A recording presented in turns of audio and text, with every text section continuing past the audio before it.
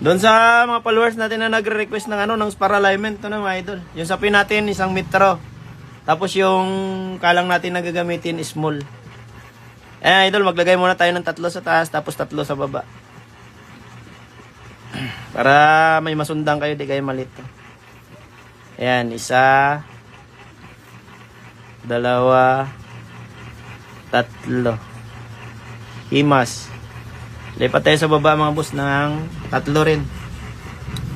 Yan, 1, 2, 3. Yung itatawran natin ngayon is para alignment mga boss ha. Ayan, yung paglagay ng leader bolt, sim pa rin yan. Kasi yung gagamitin natin, ayan mga idol, sundan nyo na lang. Kukunin natin yung ano, ng spar alignment na asinta. Ayan, naglagay tayo sa taas ng ano, ng 3. Isa muna sa baba. Ayan, isa. Akyat tayo sa taas. Lagay tayo ng 3. 1, 2, 3. 4 na mga boss. 4 sa taas, tapos 4 din sa baba. Ayan. Tapos lipat tayo sa baba.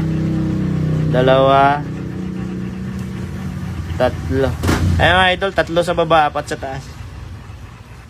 Doon sa nag-request to na ano, na paano tayo magkasa ng spar alignment. Ayun, sa paglagay ng ano, ng kalang mga boss, dito muna tayo umpisa sa baba. Para to kayo sa bungerong kapit. Sa bugerong gipit, ito na yung request mo. Tapos dandaan tayo pa baba. Ayan mga idol.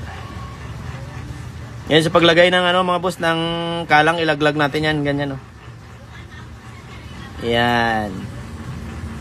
Saan yung ano ng kaliskis, yung kanal, doon nyo ilagay yung leader bolt, sim pa rin yan. Tapos yung kukunin natin na asinta, yung spar alignment, yan. Yan lang yan mga boss.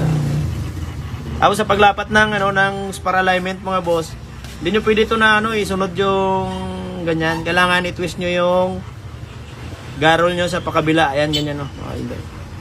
Parang ano rin siya, parang sipat duling. Yan. Yan, sundan nyo yung ano, kung saan nakaumang yung tahid. Kung di nyo makuha yung dulo, yung pinakapuno niyan, yun yung pinakasinta niyan mga boss. Yan lang yung idol.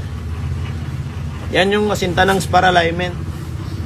Doon sa nag-request mga boss, sundan mo na lang. Maganda rin itong asinta na ito mga boss, lalo na pagka yung manok nyo quality, tsaka magulang. Yan, ganyan lang yan. Yan, kung saan nakaumang yung tahid, doon yung sundan yan mga boss. Doon sa ano, sa nag-request para di ka malito boss, sundan nyo yung paglagay ng leader bolt tsaka paglagay ng kalang yung ginagamit natin. Tapos yung garol, patwist mo